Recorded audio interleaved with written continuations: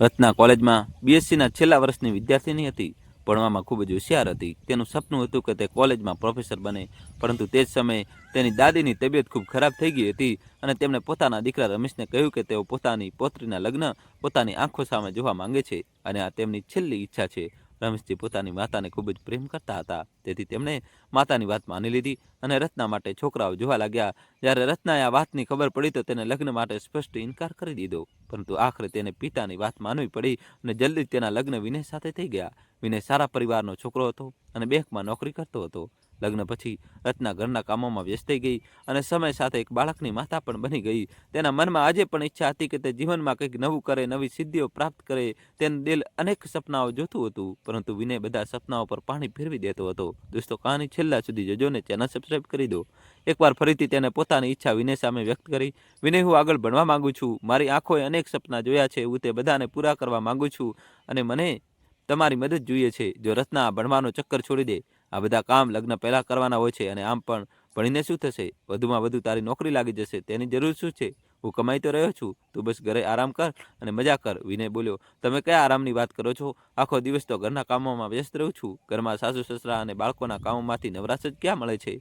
આ તમારો ભ્રમ છે કે હું ઘરે આરામ કરું છું? રત્નાએ પોતાનો પક્ષ રજૂ કર્યો. જ્યારે ઘરના કામોમાંથી નવરાશ જ નથી મળતી તો ભણીશ ક્યારે? વિનયે કહ્યું, હું સમય કાઢી લઈશ અને વચન આપું છું કે ઘરના કામોમાં કોઈ અડચણ નહીં આવે. બસ આ જ સત્રમાં એસએસસીમાં પ્રવેશ અપાવી દો. રત્ના બોલી. વિનય ન ઈચ્છા પણ માની ગયો, પરંતુ જ્યારે તેણે આ વાત પોતાની માતાને કહી તો તેમણે પહેલાં તો ના પાડી દીધી, પરંતુ પછીથી માની ગયા અને એક શરત મૂકી કે મારો દીકરો ભણવાના પૈસા નહીં આપે, ભણવાના પૈસા વહુના પિયરવાળા આપશે. રત્ના પોતાના માતા પિતા પર બોજ નાખવા નહોતી માંગતી, પરંતુ બીજો કોઈ રસ્તો ન હતો. મજબૂરીમાં પિતા પાસે મદદ માંગવી પડી અને તેમણે મદદ કરી પણ ખરી અને રત્ના આગળ ભણવા લાગી. જેટલું સરળ રત્નાએ વિચાર્યું હતું, આ સફર તેનાથી ઘણું બધું મુશ્કેલ હતી. લગ્ન પહેલાં તે ફક્ત ભણવા પર ધ્યાન આપતી હતી, પરંતુ હવે તેના માથે ઘર અને એક બાળકની જવાબદારી હતી. રાત સુધી રચના થાકીને ચૂર થઈ જતી. ભણવા માટે સમય પણ નહોતી કાઢી શકતી. ઘણીવાર તો સમયસર અસાઇનમેન્ટ કે પ્રોજેક્ટ વર્ક પણ જમા નહોતી કરાવી શકતી. સાસુએ થોડા દિવસો તો રત્નાના 2 વર્ષના દીકરા ચિંટુને સંભાળ્યો, પરંતુ થોડા સમય પછી તેમણે હાથ ઊભા કરી દીધા. હવે રત્નાને લાગ્યું કે તેને ફરીથી ભણવાનું છોડવું જ પડશે. છેલ્લા કેટલાક દિવસોથી તે એટલી થાકી જતી હતી કે કોલેજ પણ જઈ નહોતી શકતી. એક દિવસ સાસુ બોલ્યા, જોયું, કહ્યું હતું ને કે આ બધી વસ્તુઓ લગ્ન પહેલાંની હોય છે. સારું થયું કે મેં મારા દીકરાને સમયસર સમજાવી દીધો, નહીંતર ખોટા પૈસા બરબાદ થઈ જાત.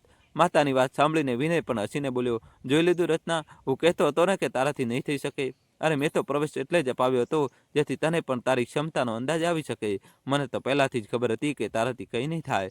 વિનયનું આટલું બોલતા જ તેની માતા મોઢેથી હસી પડી અને વિનય પણ માતા સાથે જોરજોરથી હસવા લાગ્યો. વિનય અને સાસુની વાતો રત્નાના દિલ પર તીક્ષ્ણ બાણોની જેમ લાગી રહી હતી. ભણવાનો ઈરાદો છોડી ચૂકેલી રત્ના, કોણે કહ્યું કે મારાથી કંઈ નહીં થઈ શકે? જો તમે લોકોએ આ શબ્દો મારો ઉત્સાહ તોડવા માટે રહ્યા છો, તો હું જણાવી દઉં કે તમારા આ શબ્દોથી મારો ઉત્સાહ વધુ બુલંદ થયો છે. દોસ્તો, કહાનીમાં નવો ટ્વિસ્ટ આવશે. છેલ્લા સુધી જોજો ને ચેનલ સબસ્ક્રાઇબ કરી દો. તમારો ખૂબ ખૂબ આભાર. રત્નાએ તે જ દિવસે પોતાની જાત સાથે વચન લીધું કે હવે તો કંઈક બનીને જ બતાવવું છે. પતિનો સાથ ન મળવાથી તે દુઃખી જરૂર હતી, પરંતુ તેને પોતાને નબળી પડવા ન દીધી. રત્નાએ ફરી એકવાર પોતાના માતા પિતા પાસે મદદ માંગી તો તેમણે તેને સલાહ આપી કે ચિંટુને થોડા સમય માટે તેમની પાસે છોડી દેવામાં આવે. રત્ના માટે આ સરળ નહોતું, પરંતુ તેને આવું કરવું જ પડ્યું. આ પછી રત્નાએ ખૂબ મહેનત કરી અને તેની એસએસસી પૂરી થઈ ગઈ. આ પછી પણ રત્ના મહેનત કરતી રહી અને એક દિવસ તેની નોકરી કોલેજમાં લાગી ગઈ. આજે રત્નાને પહેલો પગાર મળવાનો હતો અને ઘરે વિનય અને તેની માતા રત્નાની આતુરતાથી રાહ જોઈ રહ્યા હતા. રત્ના ખૂબ મોડી પરત ફરી તો વિનયે કારણ પૂછ્યું. રત્ના બોલી, પગાર મમ્મી પપ્પાને આપવા ગઈ હતી. શું તે પગાર ઘરે આપી દીધો? વિનયે કહ્યું. તો સાસુ પણ બોલ્યા, હવે આ તારું ઘર છે રત્ના, ક્યાં સુધી પિયર પ્રત્યે મોહ રાખીશ? તારા પગાર પર ફક્ત સાસરીવાળાનો જ હક હોય છે. જો ફરીથી પિયરવાળાને પૈસા આપ્યા તો યાદ રાખજે માજી, મારા પગાર પર પહેલો હક મારા માતા પિતાનો છે, કારણ કે તેમણે મારી તે સમયે મદદ કરી હતી જ્યારે તમે મોઢું ફેરવી લીધું હતું.